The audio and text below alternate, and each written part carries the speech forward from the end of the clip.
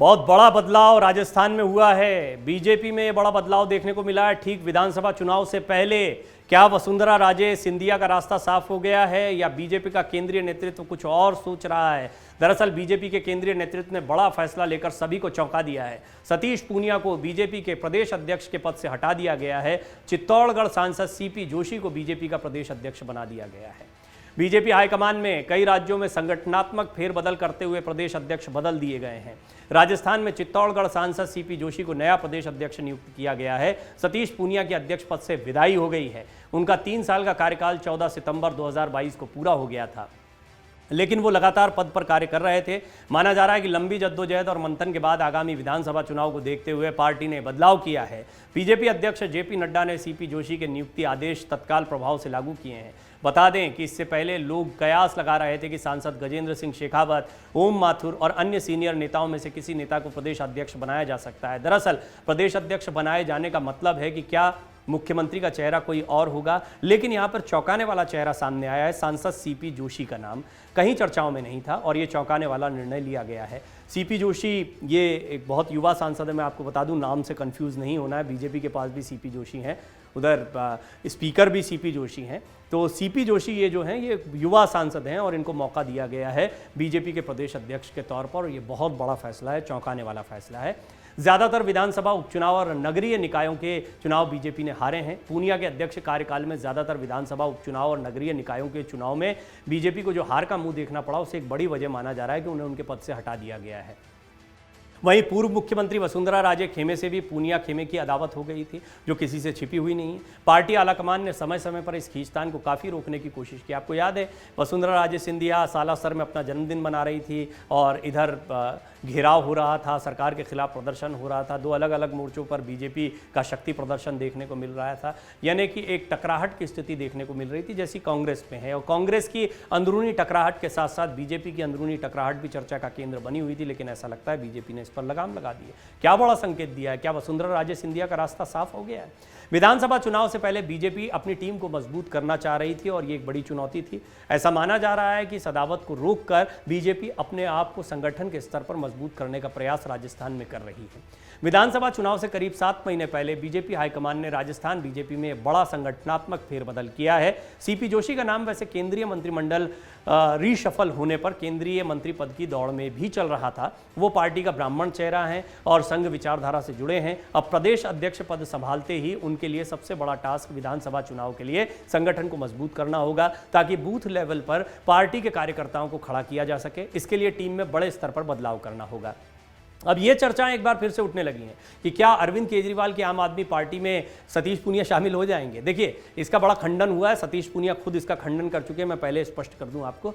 लेकिन क्योंकि सतीश पूनिया को अध्यक्ष पद से हटाया गया है, एक बड़ा फैसला लिया गया है चौंकाने वाला, तो इसकी सुगबुगाहट और बातें फिर से शुरू हो गई। हालांकि फिर से मैं बता दूं, सतीश पूनिया खुद इस बात का खंडन कर चुके हैं।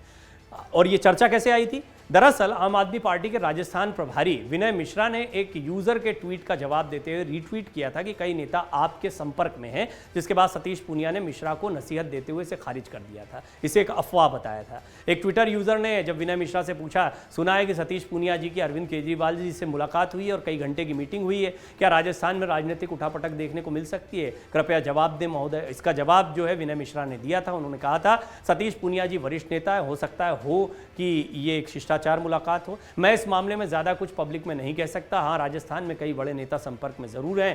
13 मार्च को जयपुर में माननीय अरविंद केजरीवाल जी के तिरंगा यात्रा के बाद पार्टी में शामिल होंगे। ये एक बहुत बड़ी बात उस समय पर चली थी।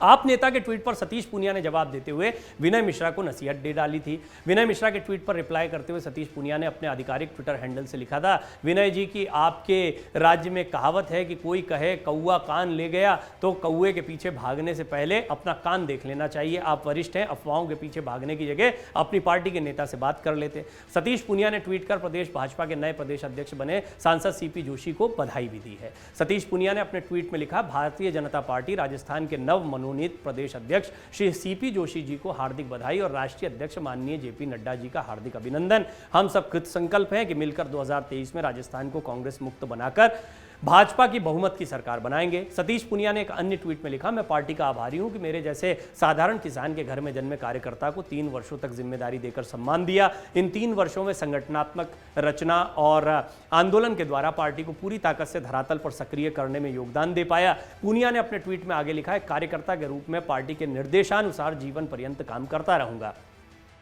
सीपी जोशी के बारे में जान लीजिए थोड़ा सा, बहुत संक्षेप में, क्योंकि अब नए अध्यक्ष बने हैं तो लोगों की चर्चा का केंद्र भी है। सीपी जोशी बड़ा एक और नाम है कांग्रेस की तरफ से, केंद्रीय मंत्री, लेकिन ये सीपी जोशी अलग है, मैं बार बार बता दूं। तो जो बीजेपी के सीपी जोशी हैं वो दूसरी बार सांसद बने, ये भी कम लोकप्रिय नहीं है। चित्तौड़गढ़ से लोकसभा सांसद सीपी जोशी दूसरी बार सांसद बने हैं। वर्ष 2014 के लोकसभा चुनाव में वो पहली बार सांसद बने थे और 2019 के लोकसभा चुनाव में दूसरी बार सांसद बने। इससे पहले वो पंचायत समिति सदस्य रह चुके हैं। भारतीय जनता पार्टी युवा मोर्चा के प्रदेश अध्यक्ष रह चुके हैं। सीपी जोशी वर्तमान में पार्टी के उपाध्यक्ष भी रहे।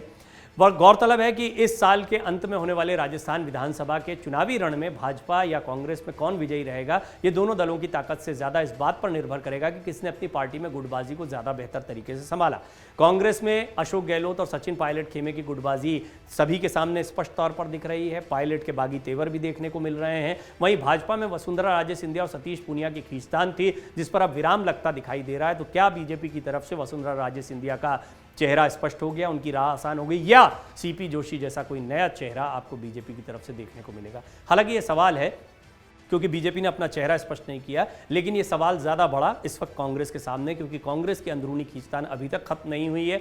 पायलट लगातार अनुशासन समिति से मांग कर रहे हैं कि अनुशासनहीनता करने वाले विधायकों पर कार्रवाई होनी चाहिए। किसके दबाव में उन्होंने इस्तीफे दिए, ये बात स्पष्ट होनी चाहिए।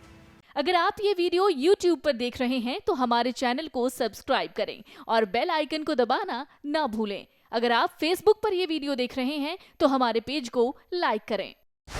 डाउनलोड करें अमर उजाला ऐप और पाएं खबरें लगातार।